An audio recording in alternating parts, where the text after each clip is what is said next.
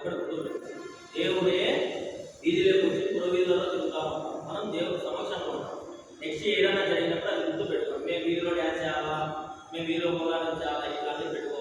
ఆ అవకాశం వచ్చినప్పుడు ఉపయోగించుకోం. అర్థమైందా? దేవుడు కన్నా గొప్పగా ఉన్నాము కాదు కదా.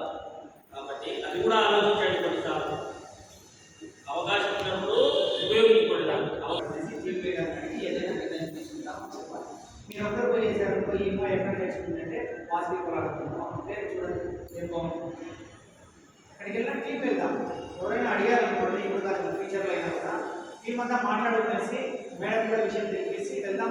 అక్కడ నిర్ణయం తీసుకొని వెళ్ళాం. పోయి 4 వేసి 5 వేసి అందరికీ నిన్నైతే అక్కడ మీరు వస్తారని అనుకుంటున్నాను. కానీ 5-6 మంది మరి మనం ప్రార్థిస్తున్నాం. మన గ్రూప్ పేరు కూడా వాసవి పోరాడుతున్నాం. మనం వాసవి కూడా చేస్తున్నాం. మరి ఇలా చేసేటప్పుడు మనం చేపట్టేటటువంటి ప్రతి ప్రోగ్రాంలో ఎన్ని ఇబ్బందులు ఎదురవుతున్నాయో మీ అందరికీ తెలుసు. కానీ ఎవరిని ఇబ్బందులు పెట్టాలో తెలిసిన ఆ అమ్మవారి దయ వల్ల అన్నీ దాటుకొని మనం ముందుకు పోతున్నాం.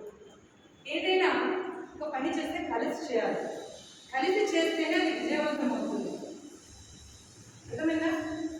ఇటు పోసిన వాళ్ళు ఇద్దరు పోతే చూడడానికి అందం ఉంటుందా? అందరూ ఒకే నడిచేదాన్ని నడిస్తేనే అందం ఉంటుంది. కాబట్టి ఎప్పటికైనా గ్రూప్ అనేది కలిసి ఉండాలని కోరుకుంటున్నాను.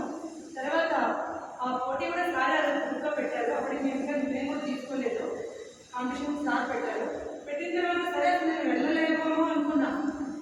కొరకు ఇబ్బందులు ఉన్నాయి. చివరికి లాస్ట్ మినిట్లో కూడా ఇబ్బందులు వచ్చాయి. చివరికి ఒకటి చెప్పాము, వాళ్ళందరికీ ఇబ్బందులు వచ్చినా కూడా మా పార్టిసిపేషన్ చేద్దాం, మనకు ఒక ధైర్యం ఇస్తుంది.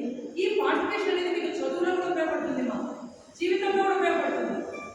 ఆ పోటీకి మనం పార్టిసిపేషన్ పోయిన వల్ల మనం గెలిచినప్పుడు ఏమైంది, అరే మనం ఇంకా ఇది గెలిచాము, ఇంకా కష్టపడితే ఇంకేం సాధిస్తాము అనేటటువంటిది మీలో నరాల్లో ఛేదించుకుపోతుంది.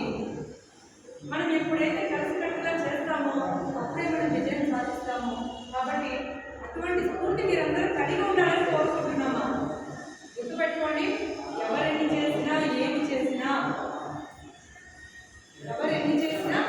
ఏం చేసినా మనంతా ఒకటి అనేటట్టు మనం ఉండాలి. కానీ ఇంకా చాలా మాట్లాడాలనుంది. కానీ అందరినీ సార్ సన్మానం ఇప్పటికే లేట్ అయిపోయింది. అదిగా మనతో నిలబడుతున్నారు. కాబట్టి ఎన్నెన్నో అనే ఆలోచన చెప్తే మీ అందరూ కష్టం అవుతుంది. కాబట్టి నేను అందరికీ కూడా నా తరఫున మరి ఒకసారి మీరు చేసినందుకు, మీరు కాదు మనం చేసినందుకు మనందరికీ కూడా అభినందనలు తెలియజేస్తూ జరిగింది. కాబట్టి సన్మానం జరుగుతున్నాం.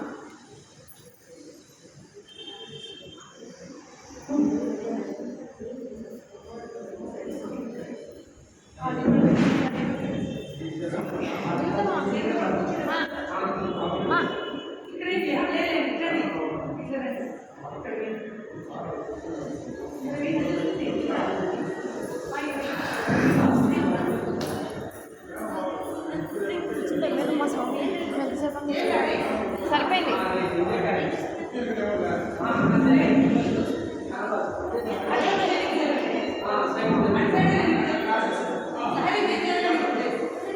సరిపోతుంది.